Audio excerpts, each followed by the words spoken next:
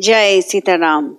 Ramaya Ramabhadraya Ramachandraya Vedase Raghunathaya Nathaya Sitayah Patiye Namaha. Ayodhya Kand, Chapter 18, Kaikeyi's Triumph. This is a very crucial chapter. In the previous chapters, we saw how Rama, at the behest of Sumantra, comes from his palace to King Dasaratha's palace. We saw how every single person was singing the praises of the Lord.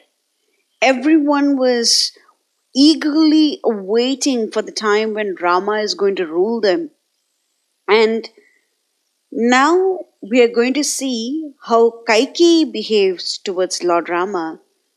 And let us pay very keen attention to Rama's reaction. It is also necessary for us to remember that the greed that Kaikeyi has is so deep that she was able to say these harsh words to Lord Rama, who is Lokabhirama, Sri Rama, who is the most auspicious one, who can attract everyone in all the universes. Verse 1. स ददर्श आसने रामः निश्चन्नं पितरं शुभे कैकेयी सहितं दीनं मुखेन परिशुष्यता. Rama entered and saw his father lying on the bed with hopeless eye and pallid mien, and Kaikeyi was standing by. Verse 2. स पितुः चरणौ पूर्वम् अभिवाद्य विनीतवत् ततः ववन्दे चरणौ कैकेय्याः सुसमाहितः. He clasped his father's feet with humble reverence and next touched those of Kaikeyi. Verse 3. Rama iti uktva च वचनं बाष्प पर्याकुल ईक्षणः शशाक नृपतिर दीनो न ईक्षितुं न अभिभाषितुम्. Dasaratha managed to force a cry, Rama! And then speech failed him. Cruel tears blinded his eyes and he did not see Rama. So now we get to see how Dasaratha behaves with Lord Rama. The previous time Dasaratha and Rama were interacting was when Dasaratha had asked Sumantra to bring Rama back to his palace, and he was talking about being a king and so on and so forth. And he was so happy that Rama is going to become the next king of Ayodhya. He was so relieved that his subjects are going to have such a wonderful king, that his Rama is going to get such a wonderful honor. And then Rama returns to his palace to conduct the fasting as prescribed by Vasishta Muni along with Mother Sita. And at that time, Dasaratha spent the entire night pleading with Kaikeyi, threatening her, coaxing her, somehow or the other, trying to appeal to her better nature so that she would remove or rescind her two boons. And then the dawn breaks, Sumantra arrives, and Sumantra is very busy praising the king, but King Dasaratha doesn't want to hear anything of that sort. He doesn't know what dharma is important at this moment. Should he fulfill the dharma of a king and send his sinless son to the forest? Should he do his dharma as a father and protect his son? What on earth is he supposed to do? He was confused. He was on crossroads of warring dharmas and he did not know what to do. But he was very clear about one thing. He just wants to see Rama. He just wants the presence of Rama. Because if Rama is close by, everything is going to be okay. So Kaikeyi first sends Sumantra out, and Sumantra returns. Dasaratha says, I want to see Rama. Why are you here? Then Sumantra goes, and Rama, the great Bhakta Vatsala that he is, hastens to his father's chambers. And now Dasaratha can just mutter, Rama. He is incapable of seeing him. Valmiki says, Bhashma Paryakulekshanaha. That means that his eyes were full of tears and he was blinded by those tears of love. And he just couldn't see anything. He couldn't talk. His voice was completely choked up. He couldn't talk. The only thing that he could mutter was Rama. And in that one name, Dasaratha infused so much of love, so many emotions in calling out that one name. Verse 4. Tat apurvam narapatir drishtva rupam bhaya avaham Ramaha api bhayam apannaha padas prishtva iva pannagam. Sudden terror gripped him fast, even as though he had set his foot on the cobra's hood all heedlessly. So now Rama is afraid. The Supreme Lord is afraid. Why? Not because he was expecting some peril onto himself. He was afraid of what is happening to his bhakta. All the time, this is a very important thing for us to remember. The Lord is very fond of his devotees. And therefore, for him, the relationship between himself and his devotees is what is most important to him. So now Rama is scared. Rama is afraid. What has happened?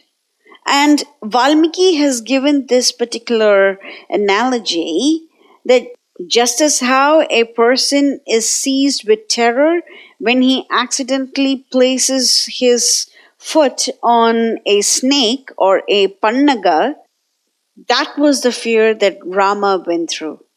It was almost instantaneous. He is recoiling. So just imagine us walking on the road, and if we were to place our foot on a snake, we would immediately recoil. What has happened? What is the next consequence? Is the snake going to bite me? What is going to happen? So Rama wasn't afraid for himself. He was afraid for Dasaratha. What is happening with him? Because the Lord, no harm can ever happen to him. So now he is wondering about his bhakta. And so beautifully, Valmiki shows the inner workings of the Lord to help us understand that the Lord gives so much attention to his bhaktas. Bhaktas are so important to the Lord. Verses 5 and 6. Indriyaha aprahrishtaihi tam shoka santapakaršitam nishvasantam maharajam vyatita akula chetasam urmi malinam akshobhyam kshubhyantam iva sagaram upaplutam iva adityam ukta anritam risham yatha.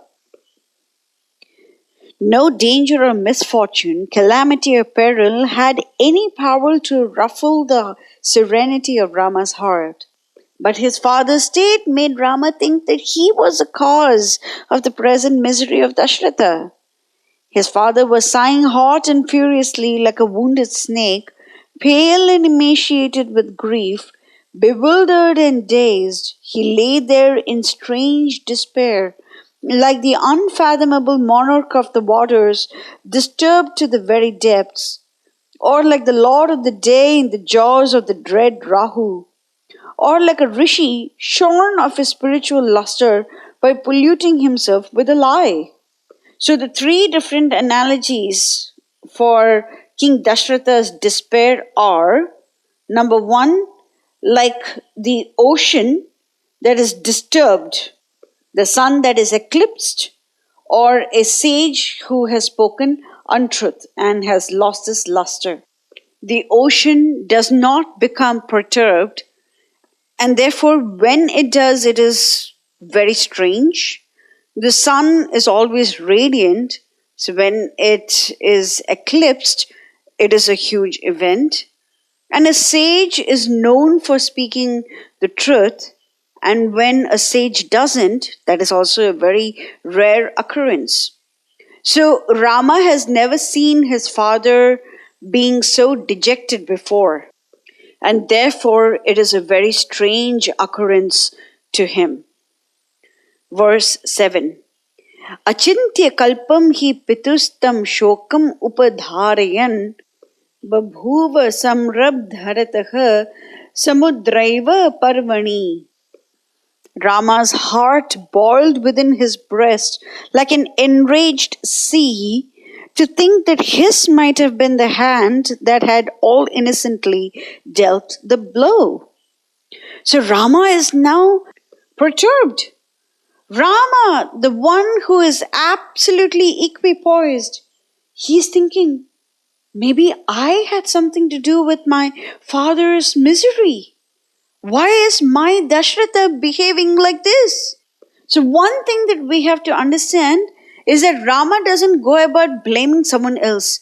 He first thinks, I might have had something to do with this. My father is not happy with me.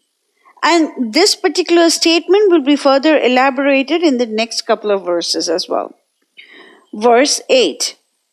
Chintayam asaccha tada Ramah pitrahite ratah kim svid adya eva nripatir ma pratyabhinandati. The king's interests ever lay nearest his soul, and he said to himself, wondrous strange!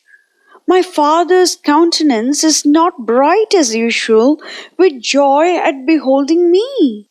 Why isn't my father greeting me in return? Na pratya abhinandati. Why isn't he greeting me right now?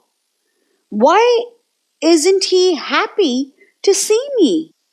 And Valmiki, the great bhakta that he is, has given this particular adjective for Lord Rama. Pitra hite rataha. The one who always thinks about his father's welfare. What is most beneficial for his father? So even at his own expense, Rama will always do something that is beneficial for Dasaratha, rather for all of his bhaktas. At his own expense, he wants to make sure that his bhaktas are okay. So, Pitra Hite Rataha. This is very important for us to know, because towards the end of this chapter, we will see how Rama makes the decision for King Dasaratha. Because Rama is always very aware of what is most beneficial to his devotees. Verse 9. Anyada mam pita drishtva kupitaha api prasidati tasya mam adya samprekshya kim ayasaha pravartate. It matters not that something might have roused his displeasure against me during my absence. The moment I went into his presence, he would clean forget it and turn upon me with a face wreathed in smiles. And my dear sire's heart is now torn with grief the moment he sets his eyes on me. So Rama says that previously, no matter how annoyed Dasaratha was with certain situations or something like that, As soon as he saw Rama, he would always be very happy. And now that very Dasaratha is not seeing Rama at all. What has happened? So now the Lord is so eager to get a glance from his devotee. So now let us imagine the level of bhakti that Dasaratha has, that the Supreme Lord is wondering why his bhakta is not looking at him with a smile on his face. This is how Rama is concerned about his devotee.